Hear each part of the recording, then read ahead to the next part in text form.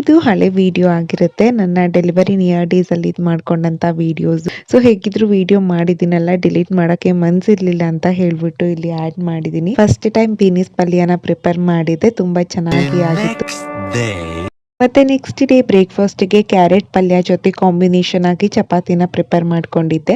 ಮತ್ತೆ ನಾನು ನೋಡೋದಕ್ಕೆ ಅಂತ ಹೇಳ್ಬಿಟ್ಟು ಮಂಡ್ಯಗೆ ನಮ್ಮ ಮನೆಗೆ ಅತ್ತೆ ಮಾವ ಎಲ್ಲ ಬಂದಿದ್ರು ಚಿಕ್ಕಮರಳಿಯಿಂದ.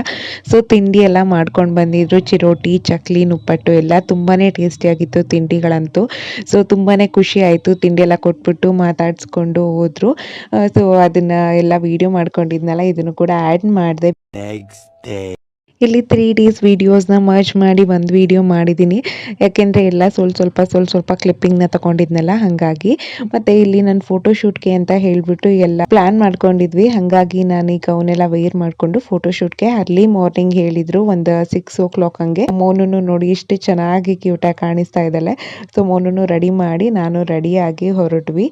ಸೊ ಪಾರ್ಕ್ ಹತ್ರ ಮಾಡ್ಕೊಳ್ಳೋಣ ಅಂತ ಅಂದ್ಬಿಟ್ಟು, ಪಾರ್ಕಲ್ಲಿ ಗ್ರೀನ್ರಿ ಎಲ್ಲ ಚೆನ್ನಾಗಿರುತ್ತೆ ಅಂತ ಹೇಳಿಬಿಟ್ಟು ಪಾರ್ಕಲ್ಲೇ ಶೂಟ್ ಮಾಡಿಸ್ಕೊಂಡೆ. ನಾನು ವೇರ್ ಮಾಡಿರುವಂಥ ಗೌನ್ನ ಮಂಡ್ಯದಲ್ಲೇನೆ ರೆಂಟ್ ಮಾಡಿದೆ. ಕಲರ್ ಅಂತೂ ತುಂಬ ಚೆನ್ನಾಗಿ ಬಂತು. ಫೋಟೋಸ್ ಎಲ್ಲನೂ ಕೂಡ ಚೆನ್ನಾಗಿ ಬಂತು. ಸಾಧ್ಯವಾದರೆ ಮುಂದಿನ ವೀಡಿಯೋಸಲ್ಲಿ ಶೇರ್ ಮಾಡ್ಕೋತೀನಿ ಫೋಟೋಸ್ನು ಕೂಡ. ಗೊತ್ತಿಲ್ಲ ಹೇಗೆ ಬರುತ್ತೆ ನೆಕ್ಸ್ಟ್ ವೀಡಿಯೋಸು ಅಂತ.